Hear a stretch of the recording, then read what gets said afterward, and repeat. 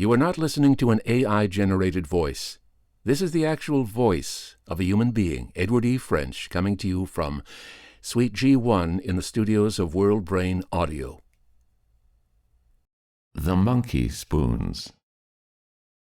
Written by Mary Elizabeth Councilman. Told to you by Edward E. French. Funeral spoons.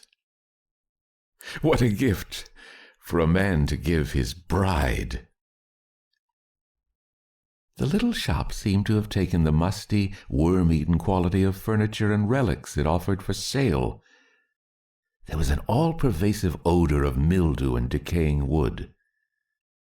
Dust motes whirled in a shaft of sunlight as the street door opened with the hushed tinkle of a bell above the sedate gold letters, Jonathan Sproul, Antiques.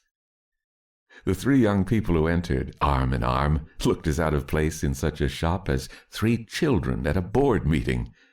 The girl, a vivacious brunette with a large diamond solitaire on her left hand, linked the two men together. One a tall, easy-going Norse blonde, the other small, wiry, and dark, with sensitive features that resembled those of a girl. They stood for a moment, laughing and chattering together, but in lowered tones, somewhat subdued by the atmosphere of the old shop. No, not 3 rings, Bob. Rings are so trite. The girl was protesting. What we want is something unusual. Eh, Alan? Something distinctive to link us 3 together always, like the 3 Musketeers, and remind us of our undying... She broke off with a stifled gasp as a stooped, wrinkled gnome of a man, a hunchback, scuttled out from the shadowy recesses at the rear of the place. There was something spider-like about his appearance, until he smiled. Large, luminous brown eyes beamed upon each of them in turn. I overheard, he murmured in a mellow, friendly voice that matched his eyes. You are looking for some little memento? His eyes drifted keenly to the girl. Soon is your wedding day, yes? He hazarded. And you and your brother and your fiancé wish to buy some antique curio in, revolting term, triplicate, as a bond of love and remembrance? The trio glanced at one another, jaws dropping. Why, yes, the girl laughed. You must be psychic. Observation. Merely observation and deduction, the old proprietor chuckled pleasantly.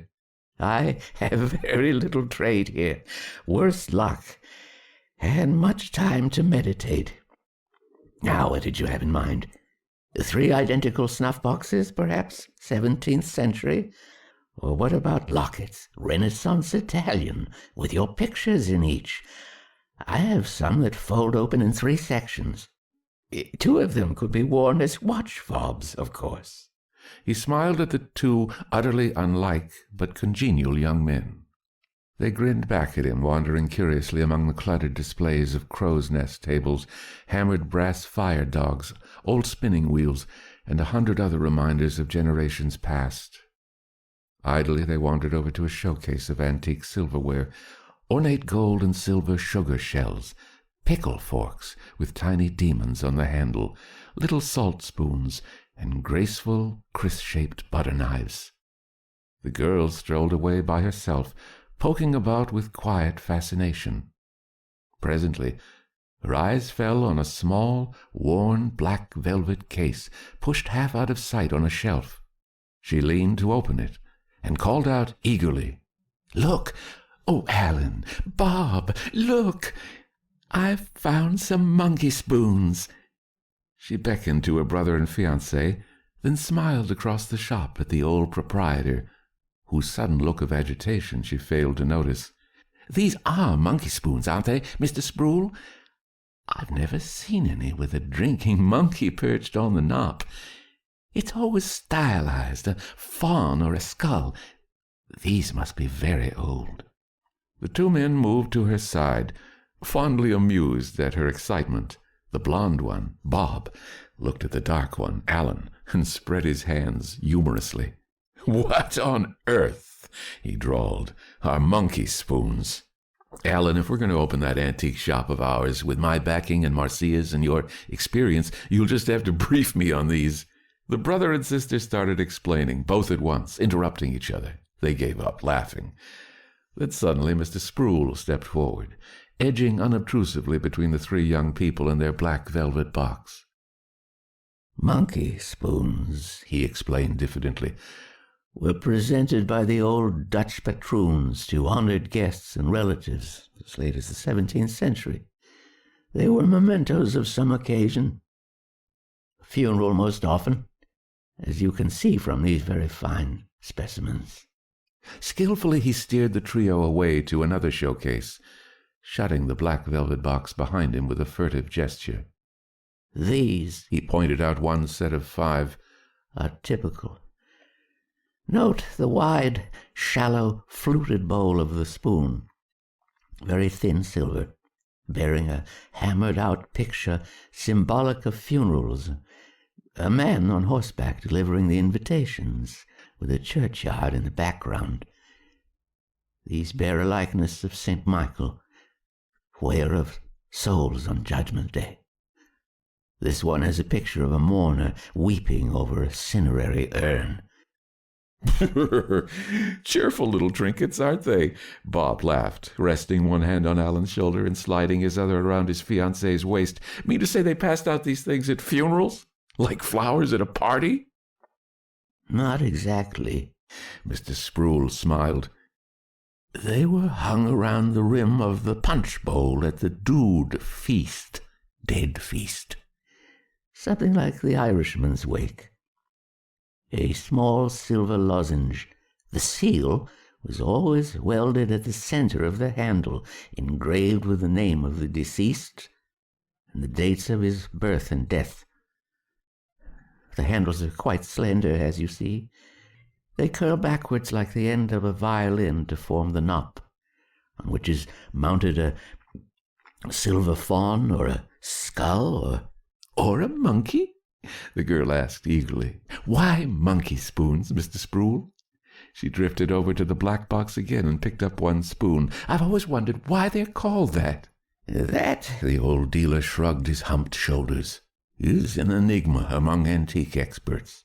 One theory is that the monkey was simply a symbolic invitation to come and be gay at the Dude feast. Eat, drink, and be merry, for tomorrow. Zerging der Monkey was an old Dutch expression meaning to get drunk." "Oh," Marcia's delicate nose wrinkled in distaste. "I certainly wouldn't want everybody getting soused at my funeral. They'll just have to sit around and cry soberly, or they'll get no Monkeyspoons from me. Remember that now, Bob." She laughed and planted a kiss on her fiancé's cheek. "Hush." Her brother, the more sensitive of the two men, shuddered visibly.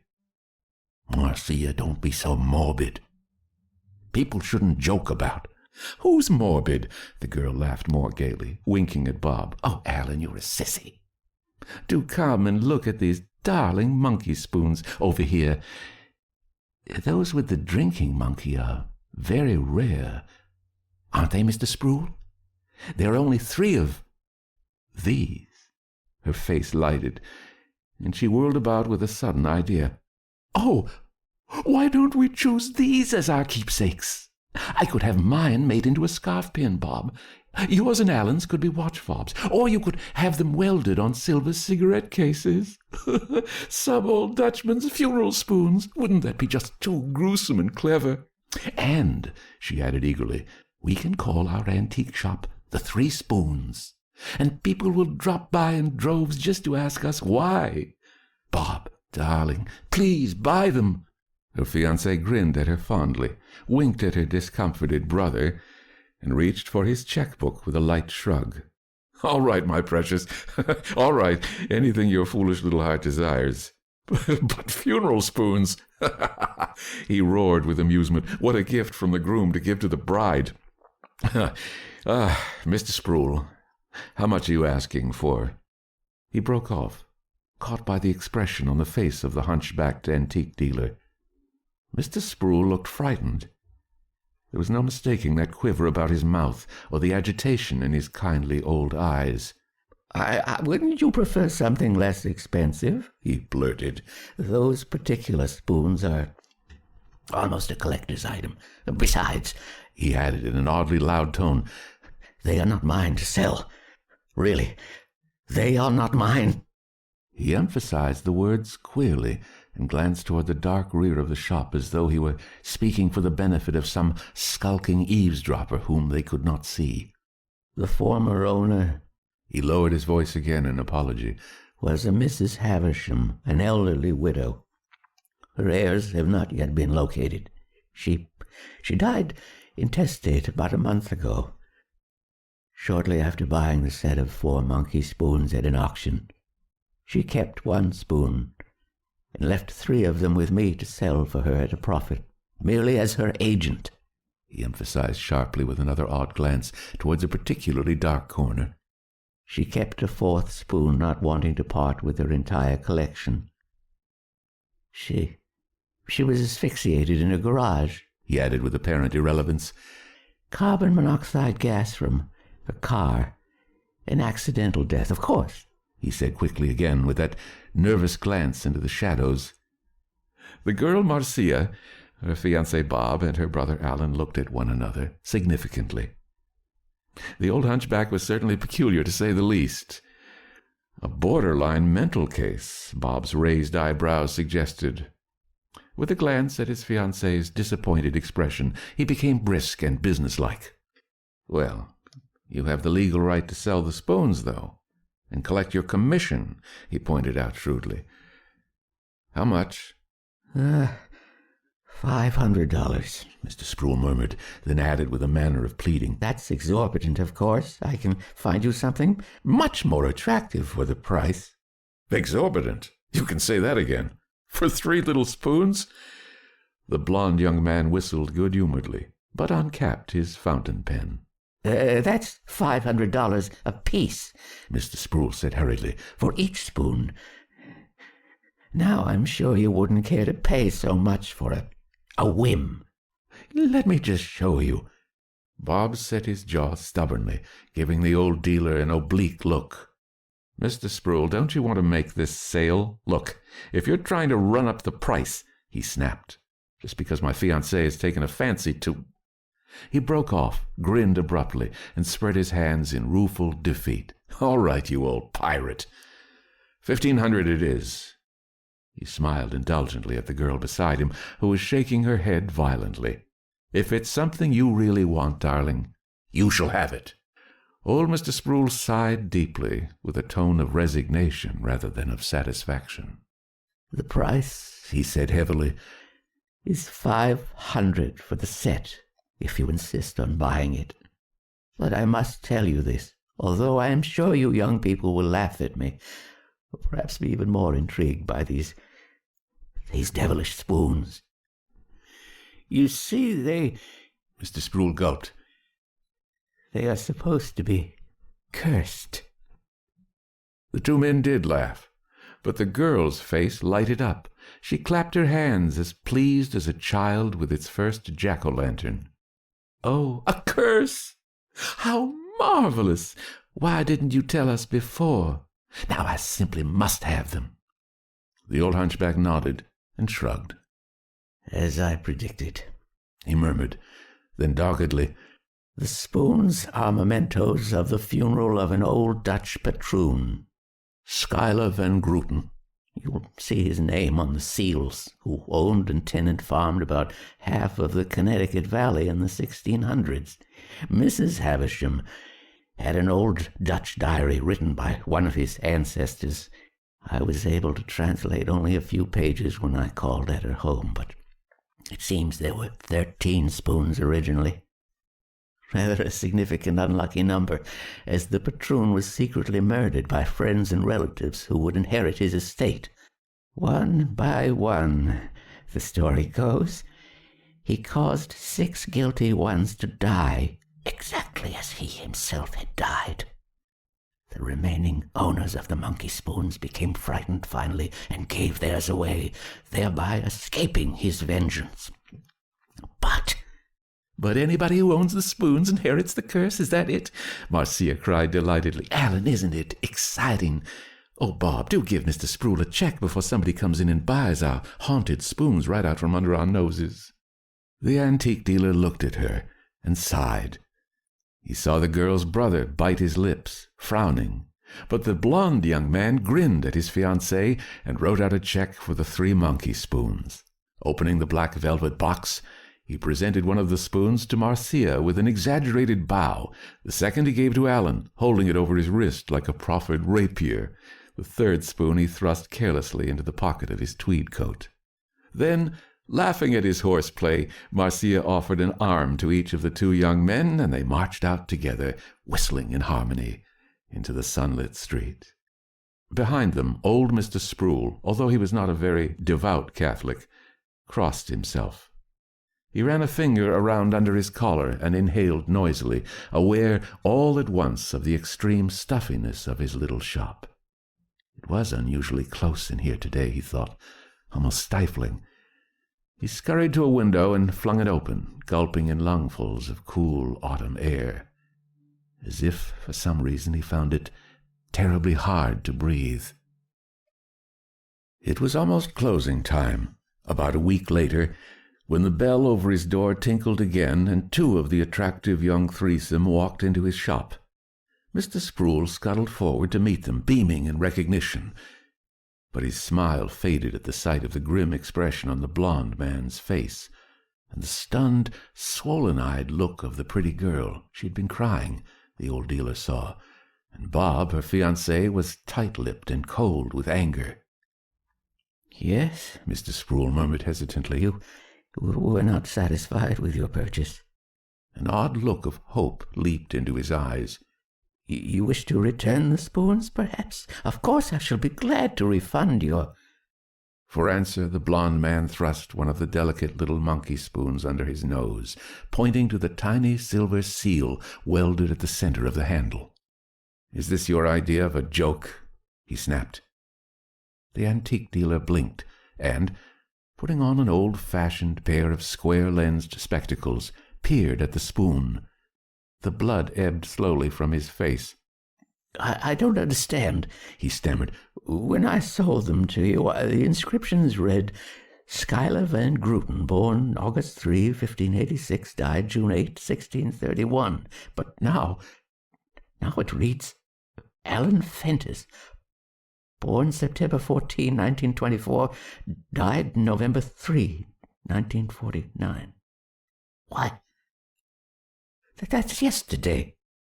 A sob burst from the girl, and she buried her face against her fiancé's shoulder, weeping wildly. Bob glared at Mr. Sproul. "Yes," he said harshly, "and Alan drowned yesterday, November 3rd, 1949, the death date engraved on that damned— How the devil did you get hold of Alan's spoon?" He towered over the old cripple threateningly. "You sadistic old— You took that seal off, didn't you? And welded the new one on, just to stir up some freak publicity and boom trade for your crumbly little shop. But Alan," he ground out through clenched teeth, "why did you have to pick on Alan? Because you knew he was moody and susceptible to suggestion? Because you knew he'd brood over your little hoax, not telling us his painting wasn't going well lately? So you thought it would be a cinch to drive him to suicide? Out there on the lake yesterday, he just stopped swimming and went under. When I got his clothes from the locker room, I found this damned spoon you changed. Like a death sentence." Mr. Sproul gasped, looking first at the dead youth's angry friend, then at his grieving sister. "Go! Oh, no!" he protested. "My dear young people, you surely don't accuse me of—" "You're upset. Who wouldn't be? It's the curse," he said quietly. "Remember, I did my best to warn you." "To plant your story, you mean?" The young man snarled. Glaring at him furiously, he led the girl toward the door. "Come on, darling. I might have known we'd get no satisfaction out of this Cold-blooded old ghoul. But let me tell you, he threw back furiously at the antique dealer, when I locate the engraver who changed that inscription, or find out how you learned Alan's birth date, I'll come back here and kill you. The door slammed with an agitated jingle of the little bell. Mr. Sproul stood for a moment, wringing his hands miserably. He had liked those 3 light-hearted young people on sight, and would not for the world have wished harm to befall any of them. But there were forces a crippled old man could not combat. Forces older than any item in his musty little shop, older than logic, older than time. "Oh, dear heaven," the hunchback moaned. "Why didn't I tell them to give those other 2 spoons away? Melt them down, bury them, anything. If that diary had only told how Van Gruten died, perhaps I could have warned them to avoid... Oh, but they were only hints. The writer never did come out and say, 'But that young man is intelligent. Perhaps he could come to some conclusion that I've missed.'" He turned and ran for the telephone directory, leafing through it hastily to find the names of Fentress or Millam, the signature on the young man's check. For an hour he clung to the phone, calling every Fentress and Millam in the book, but there was no Robert Millam. Mr. Sproul tried the hotels, then the funeral homes to trace the dead brother, Alan. Finally he hung up, defeated, concluding that they were all from out of town. He sat staring at the telephone, then, wringing his wrinkled old hands in the helpless anguish of one who can only wait for disaster. But the period of waiting was not long. 3 days later, just at noon, the doorbell tinkled again. Mr. Sproul looked up from a 6-branched candelabra he was polishing to see a disheveled figure swaying a few feet from him. It was Bob Millam, his face drawn and covered with a stubble of beard, his eyes bloodshot and puffy from drinking. In his hand he held an ugly little automatic. Mr. Sproul caught his breath and stood very still. Then, despite his own fear, he burst out, "Oh, my poor young friend, the second spoon. Your fiancé?" The blond man's mouth twisted with pain and bitterness. For reply, he flung another of the Monkeyspoons at the old dealer's feet. Mr. Sproul stooped to pick it up. He paled and nodded. The tiny oval seal on the handle was engraved to read, "Marcia Fentress, born April 17, 1927. Died November 6, 1949. At the old man's nod, Bob's eyes narrowed. He said not a word, but the ominous click of the safety catch on his gun was eloquent enough. Yet there was more pity than terror in Mr. Sproul's face. Oh, His murmur of shocked sympathy had a genuine ring. "How did she?" My fiancée," The young man grated bitterly, "was terribly stricken at her brother's death. You figured on that too, didn't you, you insane, twisted—" His voice broke on a sob of impotent rage. "Alan and Marcia were inseparable. We 3 were, in fact.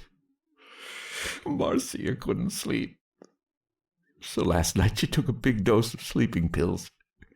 Well," he gulped, then plunged on miserably, "while she was drugged up, a very large beauty pillow on her bed fell over her face somehow. It wasn't the sleeping pills. She smothered to death. The coroner called it an accident," he lashed out. "But I call it murder. You murdered Alan, too. I can't prove it, but I surely as hell can—" With a sob, he leveled the gun at the old antique dealer's heart, his mouth working with hate and grief. At sight of his tortured young face, Mr. Sproul dabbed his eyes, oblivious to his own danger. "My poor unfortunate friend," he murmured pityingly. "You can't believe I would cause such tragedy for a few paltry dollars. I did not change those seals, but I cannot hope to persuade anyone as matter of fact as yourself to believe in the supernatural. The diary recounts that when each guest at Van Gruten's Dude Feast died, their spoons changed too. Mrs. Havisham's seal altered also. The lawyer found it among her effects, but assumed it to be the grim jest of some house servant." Bob Millam snorted derisively, but the murderous anger in his eyes ebbed slowly, and the gun in his hand wavered. "You're insane," he said heavily. "Maybe you don't even realize you changed those seals. Maybe your twisted mind really believes all that silly guff about some old Dutchman who—" His shoulders slumped all at once. He swayed, passing one hand over his bleary eyes. The gun in his other hand clattered to the floor. Suddenly he snatched the monkey spoon and flung it down the furnace grating. "Insane," he mumbled. I can't shoot a crazy crippled old man in cold blood. But, oh, why did you do it?" he groaned, staring at the hunchback. "Why, Mr. Sproul, why? My best friend, and then my fiancée. I'd gladly have signed over my whole bank account to you if it was money you—" "Oh, please," the antique dealer cried out in despair. "You must believe that I had no part in. I tried to phone you, to warn you, tried to figure out the manner of death so you could avoid. But they all died so differently. Mrs. Havisham asphyxiated, your friend drowned, and your lovely fiancée—" The old man's eyes widened suddenly. "Now I understand. It's true. It all ties together. Listen to me." Bob Millam had turned unsteadily toward the door, but Mr. Sproul sidled after him like a small, persistent crab and seized him by the arm. No, wait, you must listen," he gasped. "The diary mentioned that Schuyler Van Gruten was subject to sleeping fits, a cataleptic. His intimate friends and relatives must have known that, but they—" "Wait," he begged. "Your monkey spoon, where is it? You must give it away at once," the old dealer insisted excitedly. To some impersonal agency, the scrap metal drive. Yes, that's it. Get it out of your possession, or you too will. So much hate, such hunger for revenge hovers about them. Like a piece of metal that has been magnetized, they could actually draw disaster to anyone who—" But at that moment the blond young man jerked his arm loose and plunged out into the street, wanting only to get away from this crazy old man who had caused him so much grief in the space of a few short days. Mr. Sproul pattered after him, calling excitedly for him to wait. But by the time he reached the curb, Bob Millam had whistled down a passing cab and was climbing into it. The old hunchback hurried to the curb and strained to catch the address. But the young man was only telling the driver, wearily, "Drive around. Just drive. Anywhere. I don't care." The antique dealer's arms dropped to his sides limply in defeat. He watched the taxi speed out of sight, then turned slowly and walked slowly, thoughtfully, back into his shop. The evening paper, left under his door as usual, carried the story. A taxi was ambling along 187th Street, where wreckers were busy raising an old warehouse. Somehow, the dynamite charge went off sooner than was intended, and a crumbling wall of bricks and mortar fell on the cab as it passed. The cabby managed to dig his way out, but the single passenger, an intoxicated young man identified as one Robert Millam of New Jersey, could not be pulled out of the wreckage for almost an hour. He was dead when the frantic workmen did finally reach him. Not crushed, but trapped without air in the rear seat of the taxicab. and in his pocket the police found a peculiar-looking spoon inscribed with his name, the date of his birth, and the very date of his death.